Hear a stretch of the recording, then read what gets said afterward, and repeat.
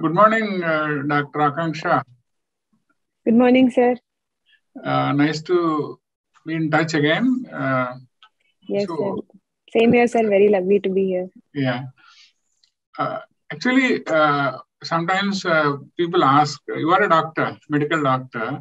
So how come Right, Dr. sir. Akanksha is in IAS? I mean, what brings doctors to IAS? So first of all, I think a lot of medical graduates and postgraduates are coming into the service. And I think it is a desirable trait, sir. First of all, so my incentive of coming into the service was something quite different, sir. I have worked in the field in rural hospitals as a part of my MBBS training in Calcutta. So at that point of time, I felt that perhaps the timing of my intervention into the lives of the patients that I met there is a little late. Perhaps had I been in a position to make some incremental changes in their lives at a previous stage, at a primordial stage, the problems that were occurring, like diarrhea due to lack of proper drinking water or accidents due to lack of proper roads, would not have happened. So I always envisioned me in those positions, and I aspired to be in that position where I could make those type of changes in people's life. And also I wanted to increase my ambit of influence and be of service to more people. So these were the few things that attracted me to this service, sir. But at the same time, I often feel that IAS or civil services, for that matter, is something which inculcates competencies from various fields. That is something that enriches these services. And as a doctor, I don't only bring my core competency, which is medical science, but I also bring a lot of dedication, because everybody knows that MBBS is quite a tough course. And I also bring that scientific temper. I also bring that empathy and emotional quotient, which doctors generally have. So I think overall, sir, every type of competency, every type of stream, whether it be doctor, engineers, lawyers, or any other graduates, humanity graduates, they all bring some sort of enrichment to the services. And that is something that makes this service unique. I think beautifully explained. That sums up the story, because as you said, not only doctors, engineers, chartered accountants, various streams are joining. So it's a fantastic confluence of competencies. So that's a great thought, the way you have explained it. So where did you study your medicine? Sir, I did my MBBS from RG Kar Medical College, Kolkata. Great. So how was it? Like, how was your course, and how did you like it? It was amazing, sir. First of all, coming to Kolkata, the cultural capital of the country, from Varanasi, which is again very cultural. So the ethos are same, I think, in both the cities. And it was just wonderful to be in a new culture, learning a new language. And then the city itself was wonderful for a student, and very welcoming, very hospitable. And I managed to make friends that have lasted me almost my entire life till now. And I have learned so much. It is a very fulfilling profession to be in. And every day is pure joy, because you are learning how to alleviate pain and how to help people and how to minimize suffering. And I think that gives a lot of satisfaction. So I still believe to this day that it is one of the best streams and the best profession one can choose. And my MBBS days were simply the best days of my life. That's amazing. In fact, great to know that. So no doubt, of course, you are life givers, doctors. So that goes, of course, it's very important. And also your experience or your knowledge of being a doctor also helped you in field. I think during COVID management, you were posted in field. Right, sir. I think this was one of the rare occasions, unfortunately, where my competencies started helping me in my day-to-day administration. And it was actually quite useful to have a sort of background information. I'm sure COVID-19 was something which was a shock for even the doctors. and the medical uh, education fraternity as a whole, and the entire medical research around it was still developing. But even in that nascent stage, having that sort of medical background and that approach towards the disease, it helped me a lot in planning the COVID hospitals, the services, when everything was quite new. And many people, even in our own fraternity, were stumped to what to do with this new virus. So that was one time I thought, and I found that my professional course helped me a lot in the service. That is, in fact, that is great to know. When you are posted in districts, perhaps this started. The pandemic also started around that time, so Yes, sir. it helped. So again, coming back to your preparation for civil services, can you briefly tell us how it was and how you dealt with it? Yes, sir. Sir, it has been so many years, but those days are still very fresh in my mind. I think nobody forgets those days after coming into the service. I would consider myself very lucky, sir, because my optional was medical science, and I already had studied 5.5 years of MBBS. So that was a big plus. I did not shift my subject. There were a lot of people who suggested me to shift because I'm sure everybody's aware that medical science is a very vast subject. It is actually a confluence of 21 individual subjects. So I actually was conflicted for a moment that I should be shifting my optional to the so-called easier or scoring subjects. But then, like I said, sir, 5.5 years I've spent studying this. There is no way I can have the same level of competency in any other subject that I have in this subject. So I stuck to it, and I think that is what helped me, because in my preparation days were fortunately and luckily not very long. I finished my internship in March of 2014, and the same year in August I took my prelims. So from March to August, and then in December I took my mains, and I got through for the interviews. So overall, it was around 4 to 8 months of preparation, and I would say that it was a joy actually, because sir, I'm a person who is very, even in those days, even in my MBBS days, perhaps even in my school days, I was very interested in how this nation runs, and its foreign policy, its economic policy, and what is governance, and how is this nation governed, and what is the history of how we arrived here, the freedom struggle. All these things genuinely interested me, and I think if you are that sort of a person who has an aptitude for these things, of knowing things about our nation, our country, the history, the civics, the geography of it, I don't think that the UPSC syllabus, especially the general studies syllabus, is going to come across as something of a curriculum for you. It would be like reading for your own information, and therefore the reading part, the studying part, was never boring for me. Was never a burden for me. I quite enjoyed it. It was very refreshing, and even if it was an absolutely 180-degree shift from my professional studies, but it was, I always derive pleasure in reading about the country. So I think that these two things, that and my optional, helped me in getting through the preparation.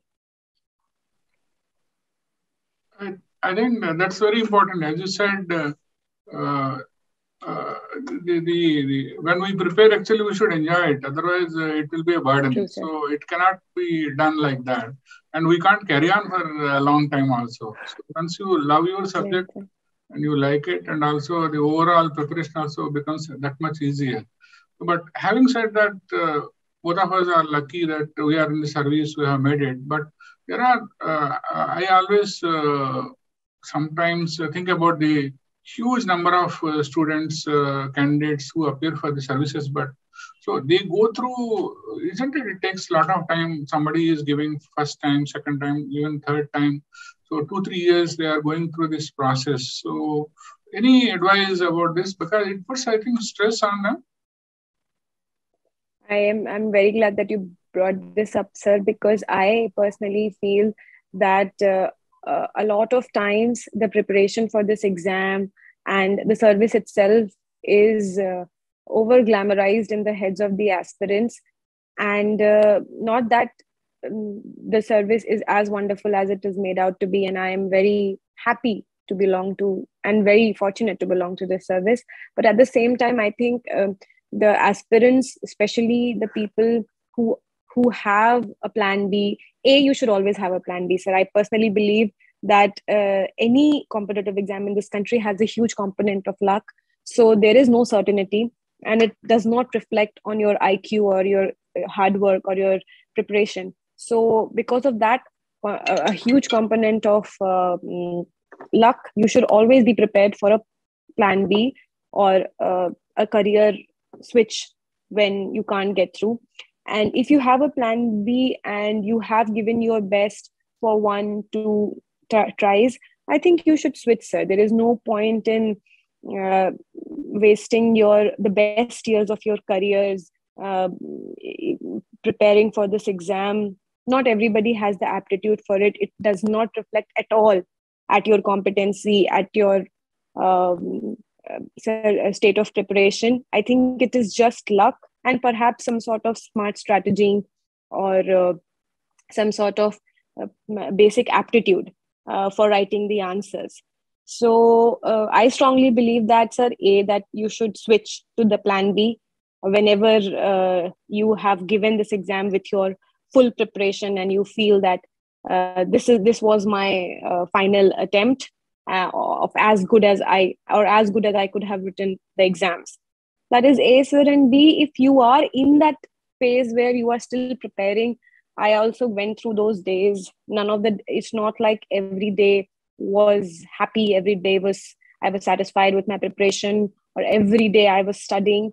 All of us have bad days during our preparations when we don't feel like studying, when we are frustrated with our lives, when we are scared about the results, when we are scared about where our lives or where our careers are going to go. And I have been very lucky that I did not have to think about money or financial constraints while preparing. But I know that a huge population of people is preparing this exam in massive financial constraints. And I find that extremely admirable that they can keep a straight head even with that tension hanging behind them. So at that point, for those in those states, sir, my only advice will be that it is okay to take a day off. It is okay to prioritize your mental health over your preparation, to take a break, to meditate, to talk to your friends, talk to your family, talk to your support system. But the only thing is that matters in a preparation that is going to be this long is resilience. So I think it matters that you come back from your break. It matters that you come back, you turn up again, you start studying again. And that is the entire crux, sir. It is okay to take a break, but you have to come back, you have to arrive again, and you have to start preparing again and stick to the timetable that you have made out for yourself. Yeah, Dr. Akanksha, you mentioned about the plan B. In fact, personally, I also believe that since a lot of time we are spending it, and also, as you said, everybody may not have the economic condition to support also. So people come from various backgrounds. So it's very important that when we are spending a couple of years, even 2-3 years, sometimes even some people are spending even 4 years also. So back of your, I think, mind, we should know what next in case if it doesn't happen. So what are we going to do? I think that clarity, I think it's very important. Thanks that you brought it out. And you prepared on your own, or you took some sort of coaching? Sir, I did go to Delhi to take coaching, but unfortunately, I was quite late in the preparation cycle that happens in Mukherjee Nagar and Patel Nagar. So I couldn't get a good coaching institute, which offered me a course at that point of time. So I did join Synergy and a few other coaching institutes test series. But that was quite all, sir. I did not go for classroom coaching in Delhi. And I think, sir, I would like to add here, sir, that in 2014, things were a little different. The Wi-Fi and the IT platforms were not that developed. for preparation. Now I'm moving to Delhi and preparing and joining a coaching institute and preparing in offline mode, sir. I don't subscribe to that anymore. I think you can very well prepare from anywhere in the country. You are mentioning about now that the various platforms and online material is available. So things have become very easy for people. It's not that coaching is that much essential that you have to go and spend huge money and spend time. That's also a hassle. How do you advise? Sir. Yeah, please. Absolutely, sir. Sir, I personally believe that now with the upcoming online classes and online videos and managing to get your the study materials everywhere that you are, I think, sir, it is very easy to prepare from anywhere in the country. I mean, the only thing perhaps still the so-called preparation ghettos have to offer right now is the atmosphere, because that's what I felt in Delhi when I went, that it was quite a serious atmosphere where every other person was an aspirant. And so it, whenever, like, sir, we were discussing the previous question, whenever you feel disillusioned or whenever you feel distracted, that environment brought it back to the focus, because you saw every other person on the street was seriously studying, and you knew that this is my competition and I have to prepare more. So I mean, if you're a disciplined person who can channelize yourself without this type of some hammering continuously that you have to study, then I think there is no need at all to go to any coaching institute in offline mode and take any classes, physical classes, and shift to Delhi or any other centers that are popular for civil services preparation. I think it can very well be done from your house itself. And I think in recent years, many toppers have come out and said that they were preparing from their homes itself. So I think that is a very welcome step. Yeah, quite right. And of course, coming back to, you said we were talking about women in civil services. We need to have more Dr. Akankshas, or rather Akankshas in civil service. How do you look at it? For sure, sir. I think even at the highest representation ever, first of all, that's an amazing thing to have. I think for the past 2 years, or in the past 2 years, we have had the maximum representation of women in the IAS at least. But at the same time, it is still at 30%, sir. We have a long way to go to get to even half, that is 50%, and be equivalent to the sex ratio in the country. So I think that representation matters, sir. Representation makes everything, and especially in governance, where we need to prioritize policy making, gender sensitive policy making. I think representation of women into the civil services matters a lot, and I'm glad that it is growing. But like I said, sir, a long way to go, and I hope a lot more young girls decide to write the services and come into the services, because they are going to bring tremendous gender sensitivity and gender policy making roles, and that is something that this nation requires as of now. And I mean, sir, I have been asked questions about people who were skeptical of me being a female in these services and how the journey has been. And to any girl who is listening to this and is skeptical about that, let me just assure them that the stage had been set by many great female officers before us, and they have paved the way to be a very comfortable transition. I personally have not had any major experience which would demean my position as an officer simply because I was a female, and it was always very respectful and very comfortable working environment. So like I said, it is all because of the struggle of the female officers before us, who have ensured this safe working space for us, this enabling working atmosphere for us.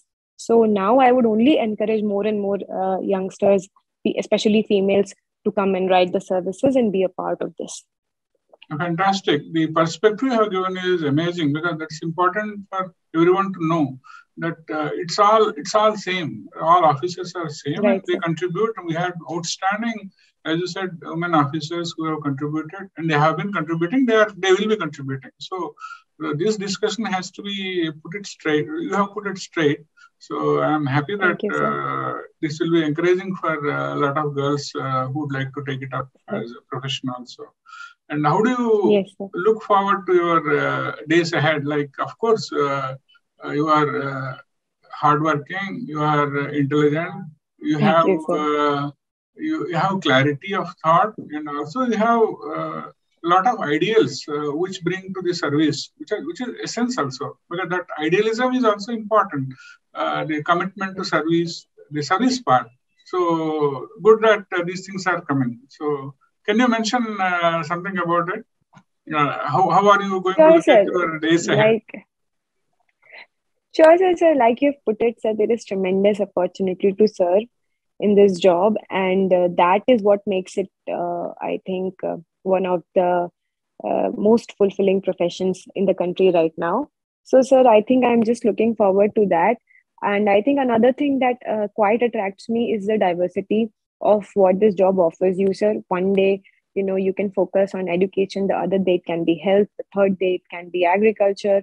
The fourth day, it can be another rural development, poverty alleviation program. So I think that diversity is what makes it very attractive for me, and I'm just looking forward to apply myself and challenge myself in as many roles as I'm offered, and grow in all these various sectors that this service offers me. And I'm just excited for that, sir. Akanksha, so very happy to know all this, and wish you all the best. And very Thank you happy so that much, sir. officers like you we have in civil services. So we need to have Thank you. more and more officers like you. That's what I said. So all the best. Thank Wish you, you all the sir. best for your Thank you, sir. Sir, you have your always been a very nice mentor, a great person, friend, philosopher, and guide, as well as a great boss, sir. Thank you for that. And thank you for having me here, sir. It was a Thank you. very lovely conversation, sir. Thank you. Thank you, Good day, sir. Akanksha. Thank you.